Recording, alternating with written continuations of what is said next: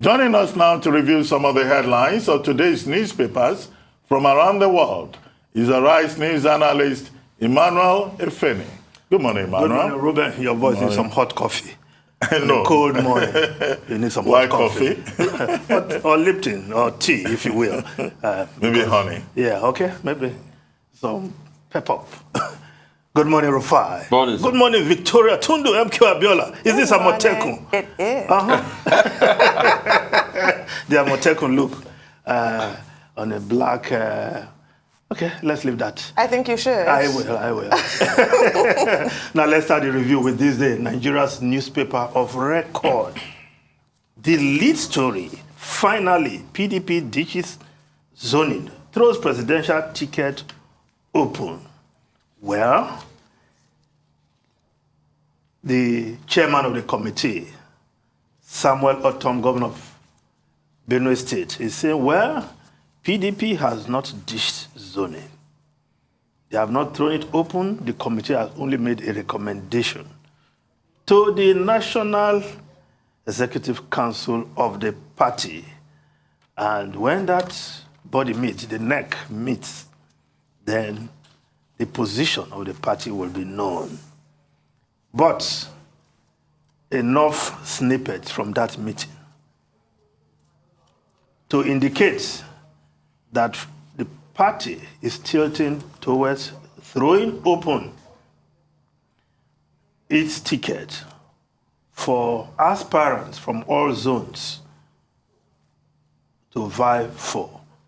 But again, some of the arguments put forward so far, yes, the PDP has to win before it even talks of zoning. And we've heard that from a number of bigwigs from the PDP.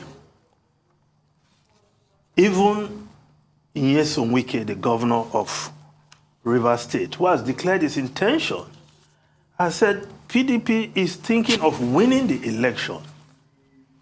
And in fact, he said if he doesn't get it, he will support anybody who gets it as a good party man. Well, the argument that perhaps only a northern candidate can win the election for the PDP, they fielded a northern candidate in 2019. The PDP did not win. Crying foul that, oh, they were rigged. Otherwise, they won. It's neither here nor there because the verdict of the Supreme Court is clear that the APC won that election fair and square, no matter what anybody thinks today. What if the PDP fields a northern candidate and they don't win the election? What will happen? They will continue fielding northern candidate until they win. But I think at this point, many within the PDP are looking at the mood of the nation. After 8 years of President Muhammadu Buhari, a northerner, it will be unfair for another northerner to take over. And to say we are looking for those who can solve the problem at hand, they are not only in the north. They are everywhere. We have competent hands in every zone of the country. But let's just look at other newspapers are reporting this story, and I know Tundu, Ruben, and Rufai will have something to say on this. Now, the Punch newspaper presidency PDP panel dumps zoning, fears not voting strength, gives exigency of time. I'm not too sure. I listened to Samuel Otom. I'm not too sure I get his definition of this exigency of time. Maybe Ruben will give it the intellectual slant. But it looks like just a convenient terminology to rationalize what they are about to do. Now, the Nation newspaper, 2023 presidential ticket PDP to jettison zoning. Autumn-led 37-man panel recommends open race. I am best to take power for party, says Wike.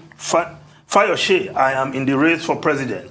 Saraki pro-consensus group meets Makinde. Now, the Daily Independent newspaper, PDP zoning committee finally throws presidential ticket open.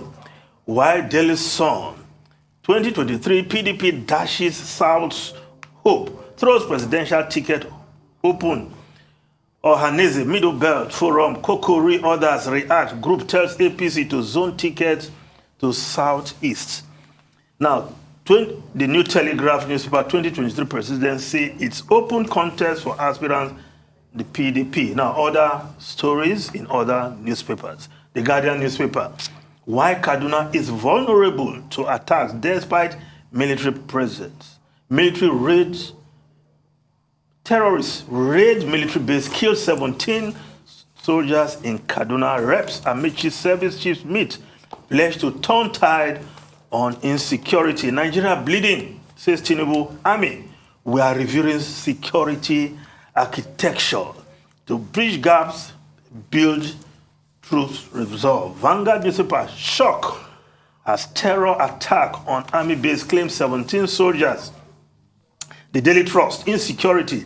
Act now, elders tell Buhari, Nigeria never had it this bad. On Naikon Kwande, 15 soldiers, 2 civilians, 3 vigilantes killed in Kaduna.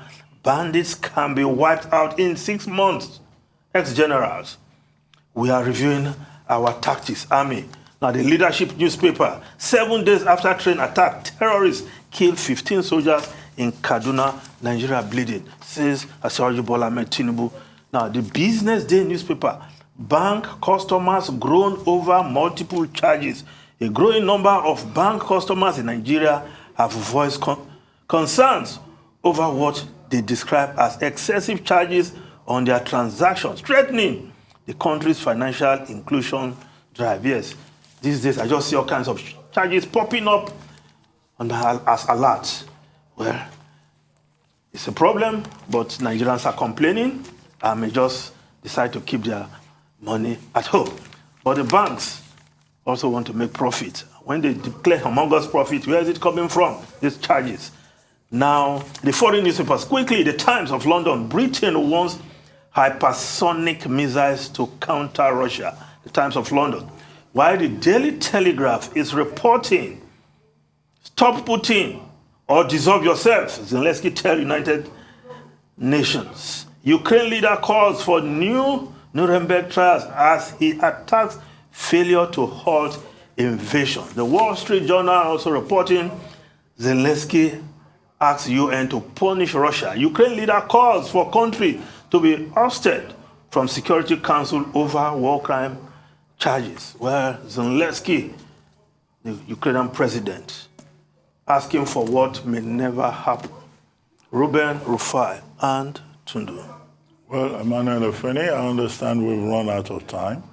So we'd just like to thank you for that panoramic survey of the top stories in today's newspapers across the world. So thank you very much indeed. We'll see you again tomorrow morning.